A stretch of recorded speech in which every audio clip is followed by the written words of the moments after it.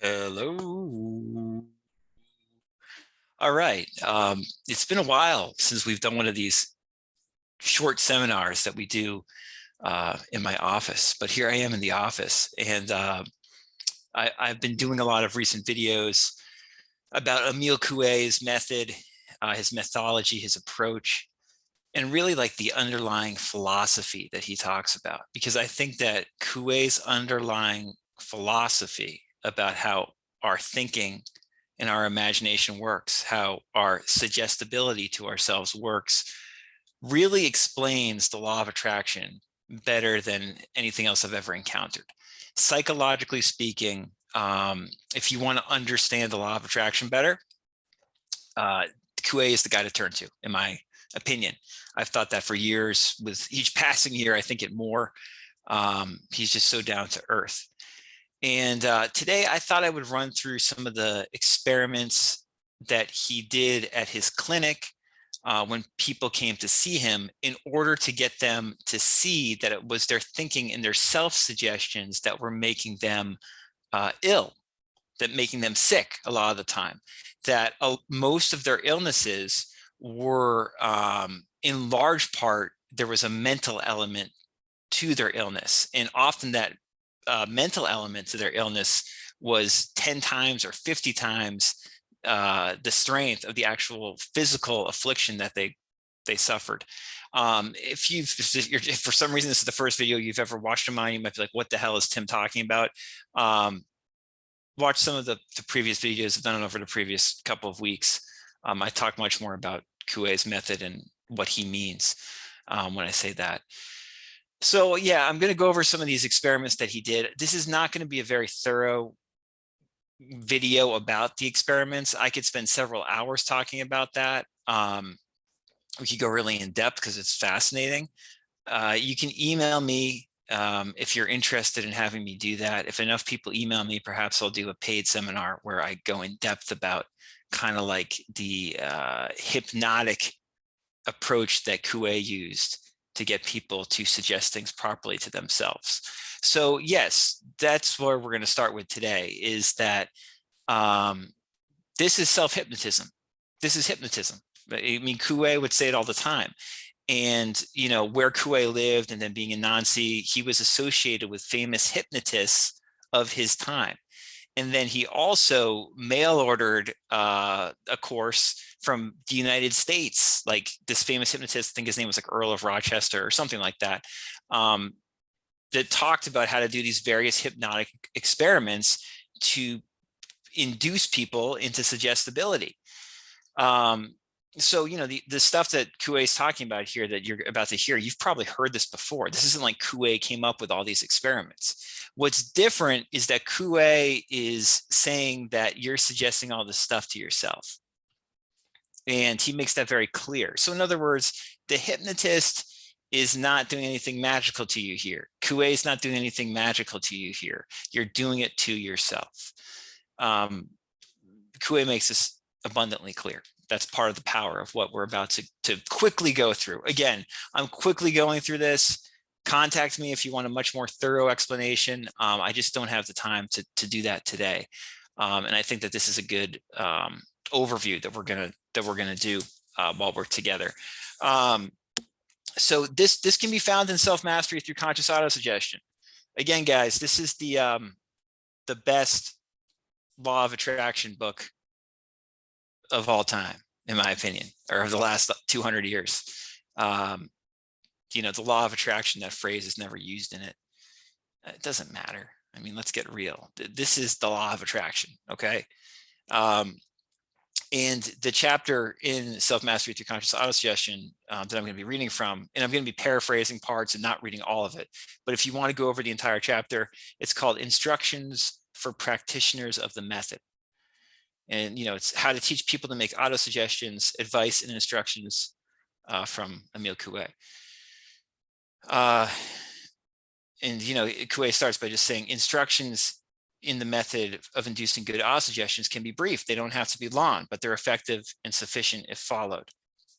And then there's this great quote, which I've said several times before. I actually started The Law of Attraction Simplified with this quote. It's from this chapter of the book. The principle of the method may be summed up in these few words. It is impossible to think of two things at the same time. That is to say, two ideas may be in juxtaposition, but they cannot be superimposed in our mind. Every thought that completely fills our mind becomes true for us and has a tendency to transform itself into action. That's it right there, okay? That's so much of the law of attraction. Therefore, if you can cause a sick person to think that his or her trouble is getting better, it will disappear. If you are able to make a kleptomaniac think that he will not steal anymore, he will stop stealing. He is cured, etc. And then the next part of this chapter, Coué just says some general important things to do if you're actually trying to do this on somebody. And I do encourage you to experiment and play with these ideas with friends and family. Why not? If they're interested in this stuff at all, this is fun to do. Coué says stuff like, always encourage your patients, try to arouse in them friendly sentiments and absolute confidence. Coué was obviously very confident while he was doing this, and he exuded a ton of certainty, which is key. But he also was very lighthearted and very, very friendly and amiable. He wasn't like an imposing presence. It was more like, oh, that's, Mr. Coué, Dr. Coué, whatever. He was trusted. You trusted him, right? He didn't exaggerate stuff. He says praise is a stimulus, but not when exaggerated. And he said, no one likes to be yelled at. You just have to be direct, firm, certain, and amiable with people. And it tends to work pretty well. And then, let the very tone of your voice convey your assurance. Again, that's conveying confidence and certainty, which is important when it comes to any kind of, hypnotic state that we're trying to get somebody in, or you're trying really to get yourself in. But if you're working with somebody and trying to induce proper autosuggestion to them, you want to use a confident tone, okay? And you want to have certitude. And you get more certain the more you play and experiment with this stuff. Coué says, training with such results may seem impossible to you, yet it is the simplest thing in the world. All that is necessary is to teach the patient by a series of appropriate and graduated experiments the ABC of conscious autosuggestion. So in other words, this might seem ridiculously hard at first. Like how can I, Joe Blow on the street, help somebody induce proper autosuggestions to themselves? Well, you can, Coué is saying, by following these steps and practicing, you get better at it. One reason that I'm doing this is to show you just the steps so you can see psychologically what Coué is getting at here.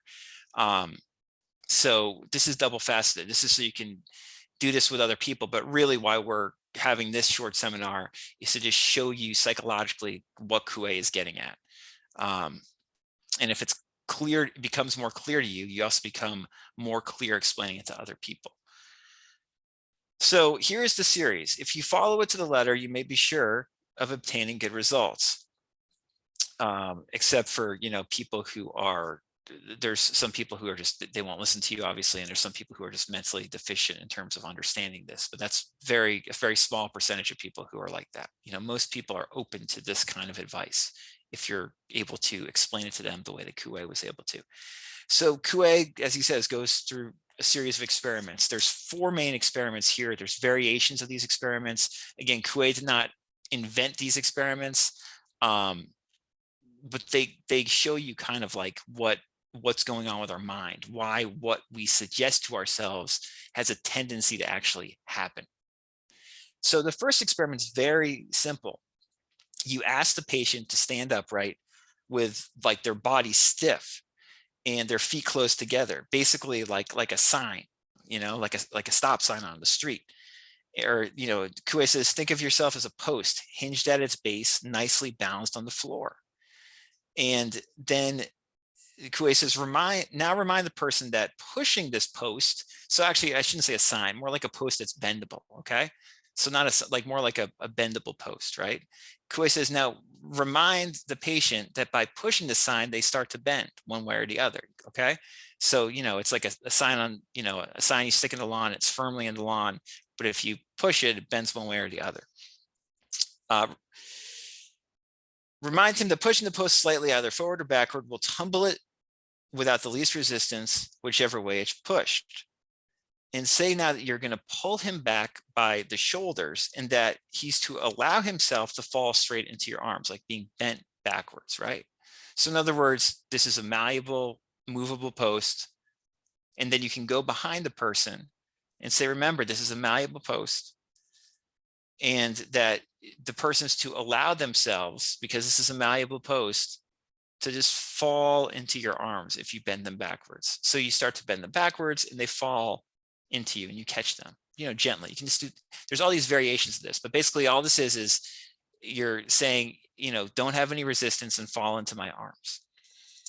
You can do this more than once, and without the slightest resistance, they should fall right into your arms. Okay. You should make it so you can do it a couple times so they feel totally comfortable just not resisting and falling right into your arms. Okay. Now, the second experiment, this is when it starts to get more interesting and more about the suggestion that we've talked about in these previous videos. Coué says, explain to the patient that in order to show him the action of imagination on ourselves, you are going to ask him in a moment to think, I am falling backward. In that he must not have any thought in mind. He must not reflect for a moment as to whether he's going to fall or not, or think that in falling he might hurt himself, etc. He's just he or she obviously is just to purely think I'm falling backward. Okay, you're now just going to fall backward right, into my arms. Just think you're going to fall backward. And he must not do it in order to please you. He must try not to fall backward purposefully. But that on the other hand, if he just feels compelled, if there's an indefinable something that impels him, he must not resist but obey to fall backward. Now, the person's already fallen backward into your arms several times, right? So they should hopefully be comfortable falling without resistance into your arms if they feel compelled to do so through their suggestion. Okay. So you then ask the person to, basically hold their head high and close their eyes, and you go behind them and, you place your fist on the back of their neck and your left hand on their forehead. And you tell them to think while they're just standing there. They tell them to think, I'm falling backward. I'm falling backward. I'm falling backward. I'm falling backward. I'm falling backward. I'm falling backward. I'm falling backward. And as you say that to them, and as you tell them, just think that over and over again. Don't think anything else. Just think, I'm falling backward. I'm falling backward. I'm falling backward. As you do that, you slowly move your hand from their forehead and your fist from their neck. And they just, I'm falling backward. I'm falling backward. I'm falling backward. I'm falling backward. And what happens is they probably fall backward. They probably fall backward because they're compelled, they're relaxed, and they have the thought in mind. If they're only thinking that thought, I'm falling backward. So they start to fall backward and you catch them just like you did before. Now they might hesitate, but if they hesitate and stop themselves from falling, tell them that they've resisted mentally, that they thought, oh, I shouldn't fall, so I'm not going to fall. And that was not his only thought in mind, that he was falling backwards, that he had other thoughts, that he would hurt himself if he fell or whatever. And you can repeat this experiment several times, and you can do it again with a commanding tone, a confident voice. So, you've got their neck, you've got their forehead, and you just tell them, close your eyes, just think, I'm falling backward, I'm falling backward, I'm falling backward, I'm falling backward, I'm falling backward. Move your hand from the forehead, from the neck, the fist, I'm falling backward the whole time. They're probably going to start to fall. And that's the second experiment. So that shows that the thought impels them.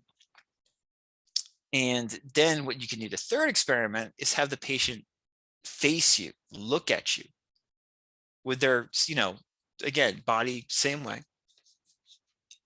And you can put both your hands on their temples with no pressure. Don't like push down, just be like hands on the temples.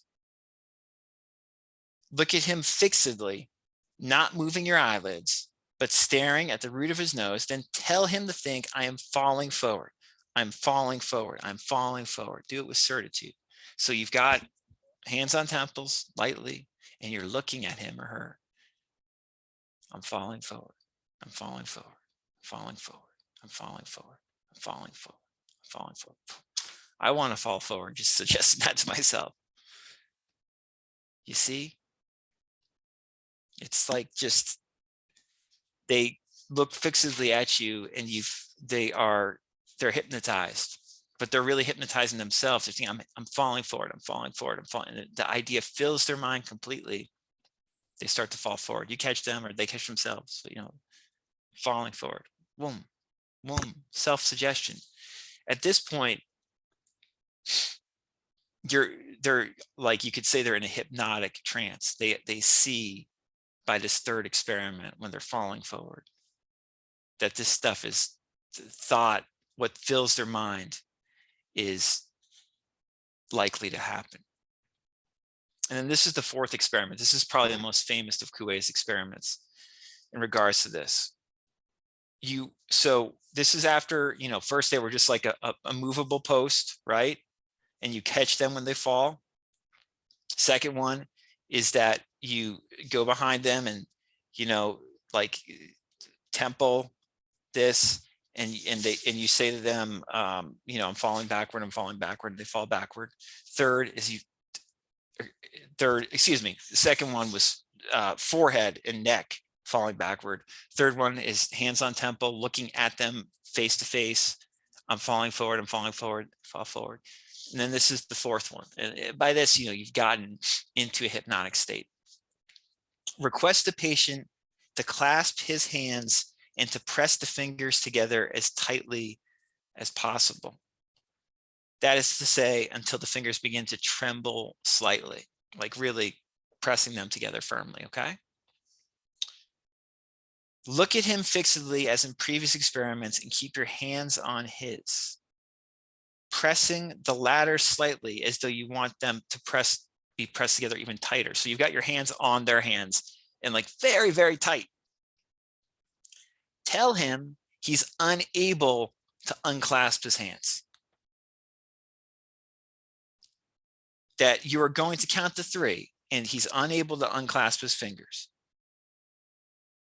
And say that when you count to 3, he should try to separate his hands while thinking only, I can't do it. I cannot unclasp my hands. I can't do it. I can't do it. I can't unclasp them. I can't unclasp them. You can still have your hand on their hand like they should.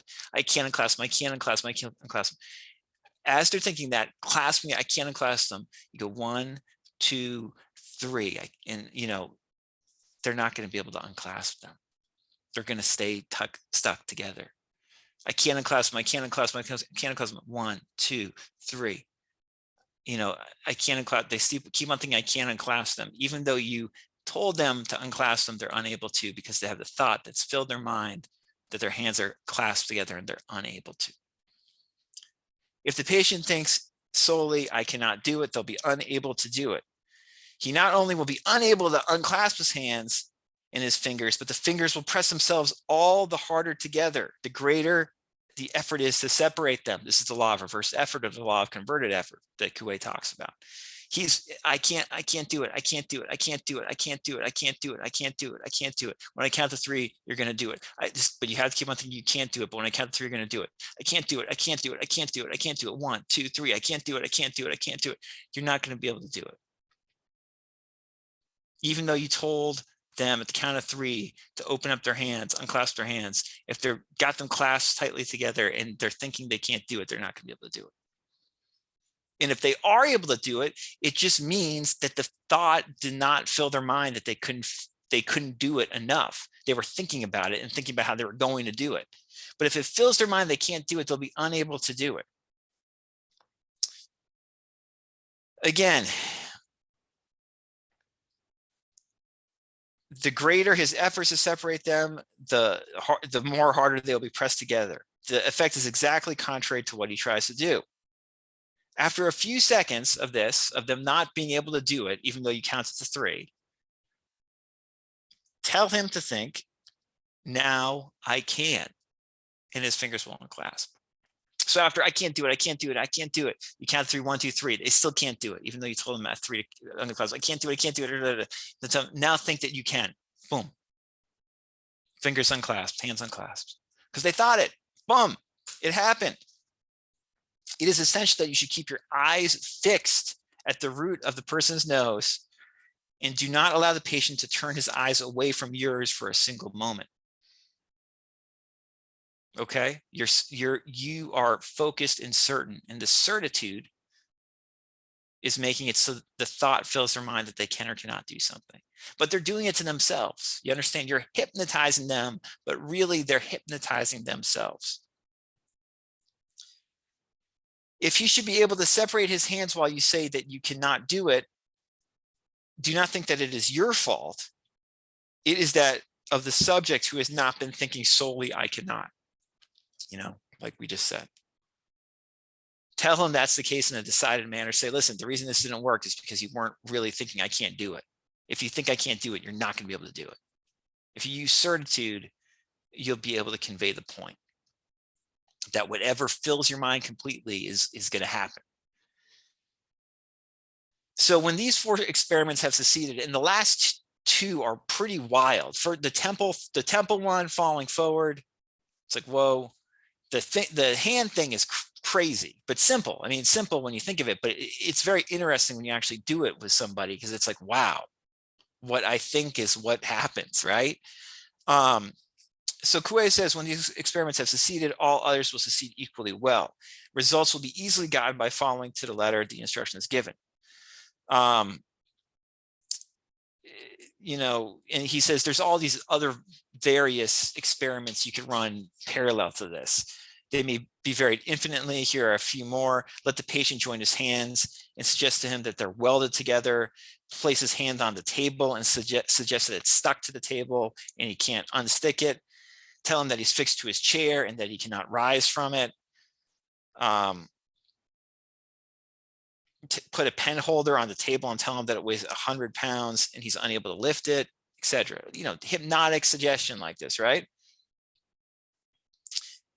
And Coué said, Coué also gives instructions here that, the further I go, the more I see that one must not force attention. You just state and be very clear and certain. You don't force it, you just state it. It's like, that's what it is.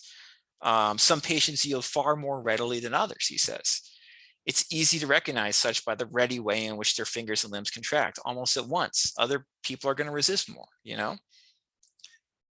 After 2 or 3 successful experiments, it's no longer necessary to tell them to think this or think that. If somebody is a very readily, if they're a very open patient, they're just going to do it. Just simply tell them in a firm imperative tone, close your hands, you can't open them, and they won't be able to do it. You don't even have to repeat it. If someone's very suggestible, once they've done it, it's just like, close your hands, and they're in that self-suggestive hypnotic state. Other people are going to resist more. You're going to have to say, listen, you're resisting, just go with this. There's a point to this, and they'll become more open. Coué says, in all these experiments, I cannot lay too much stress on the fact that it is not suggestion. In other words, it's not what you, the hypnotist, what Coué was doing, which produces the phenomena, but the auto-suggestion of the patient, which is produced by the suggestion of the practitioner. In other words, the patient is doing it to themselves. You're just helping induce it for them through your behavior, okay? So the hypnotist is not actually hypnotizing. The hypnotist is just helping you hypnotize yourself. Once Coué went through these experiments, he would then do a general curative suggestion methods. This is a general thing. In Simple Self-Healing, that's the beginning of the book. I see Harry Brooks's excerpt of it. There's several different people who have written about Coué would make general suggestions to people. I'm going to just go over some quickly now, like what he would say. So at this point, the patient has seen through these experiments that their thought is creating their outer world to some large degree. at least. And so Coué would say something like, sit down and close your eyes now, relax, just relax.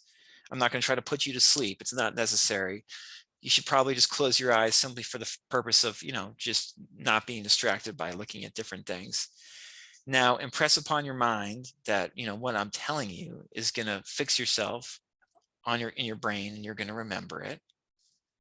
And that, first of all, you and your organism are going to get better day by day.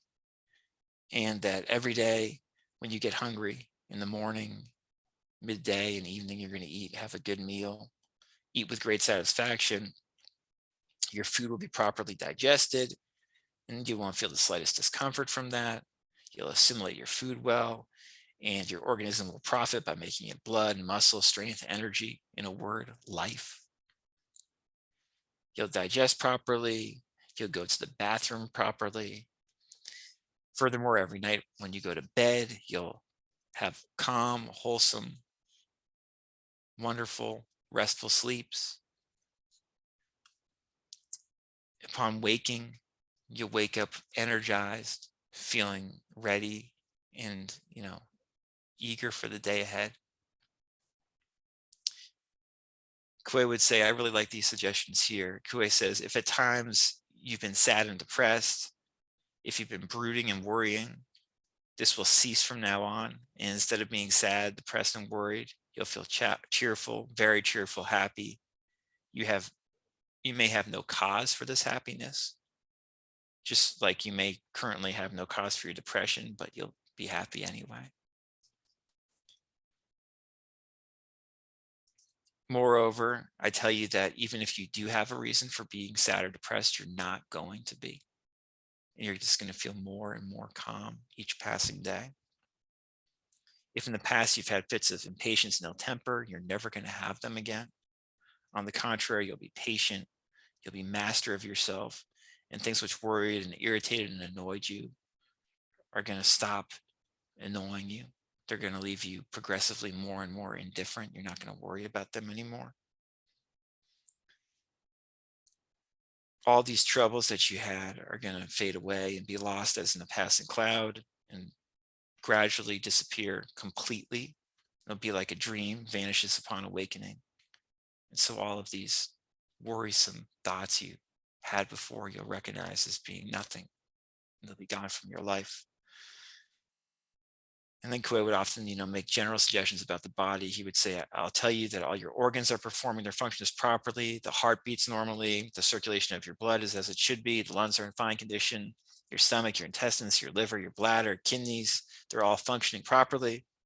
If at the moment any one of these things is not acting normally, this abnormality will be less each passing day. And very soon it will vanish completely. And the organ will have completely healed and be in perfect working order. Furthermore, if there's any lesions of any kind in these organs or elsewhere, it will improve day by day and soon be entirely healed. And, Coué would say, when he mentions this is all general and this is intentional, because under the influence of the autosuggestion every day in every way, I'm getting better and better. You don't have to know the particulars of a diseased part of the body in order for it to heal.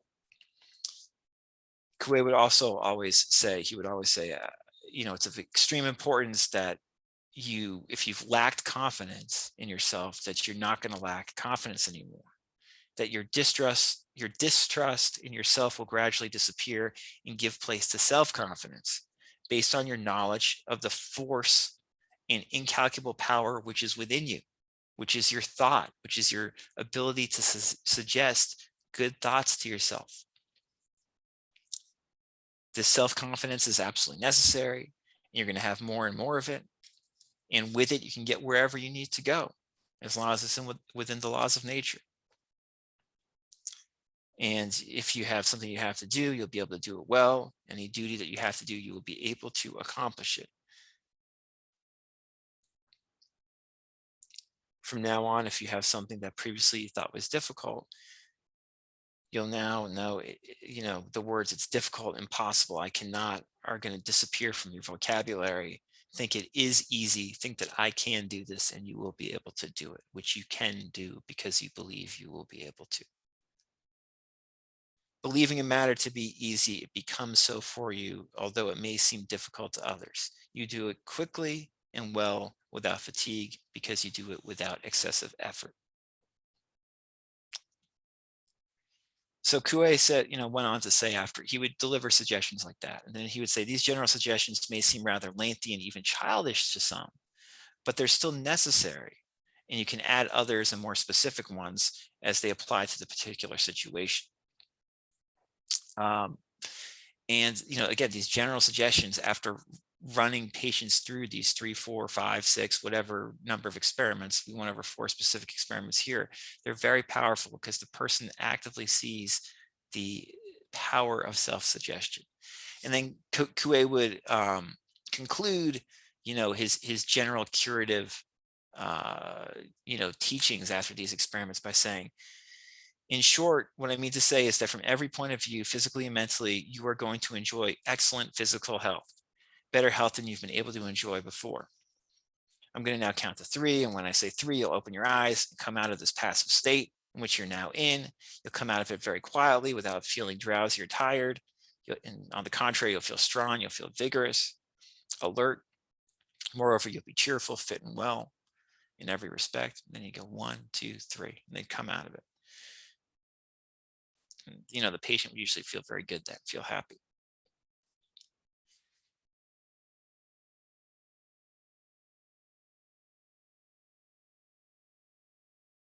And then Coué says, sometimes, although rarely, the patient is cured completely by just doing this one thing, by doing these experiments and then giving them these curative suggestions. Because at other times, more generally, the patient feels relieved as pain or ailment disappears partially or totally, but for a time only. In most cases, it's necessary to repeat these suggestions more or less frequently, but at longer and longer intervals according to the progress made by your patient until they become almost unnecessary. That is, when the cure is complete, then they become totally unnecessary. Before dismissing your patient, impress upon him that he carries within himself the instrument of self-cure, that you are, so to speak, only an instructor teaching him how to use this instrument, and that he must constantly help you to help him. Therefore, every morning before rising and every night as soon as he's in bed, he must close his eyes and mentally transport himself into your presence, and then repeat 20 times in a monotonous tone, every day, in every way, I'm getting better and better. Mentally, he must underline the words in every way, which applies to everything, mental or physical. This general suggestion is more effective than special suggestions. So that's an overview. That's an overview of like what Coué did with patients when they went to see him. And again, that last part, Coué was saying that often people would have to come to see him and go through the experiments and hear the curative suggestions more than once in order to really, be fully healed or healed significantly forever, of their previous ailment. And that's obviously a very important point, is that this is something that you want to remind yourself of constantly. And that's the point of every day and every way I'm getting better and better. We've discussed about a bunch of other ways of complementing this simple self-suggestion. But this is the gist of it. And these experiments are fascinating. So I do recommend playing with them, experimenting with them on yourself and with others. And yeah, I hope this seminar was helpful. Coué is just the best, just the best for practical psychological understanding of these principles. And it seems unbelievable, some of the stuff that he did. But when you go over it and go over the mythology more and more, you understand how he did it. And it's just fascinating and very helpful if we start to apply it. If we can apply even just a little bit of this stuff, our life gets better. And there's no reason to not apply a lot of it to the best of our abilities, which are more, our abilities are more than we think they are. So I hope, again, this was helpful, and enjoy.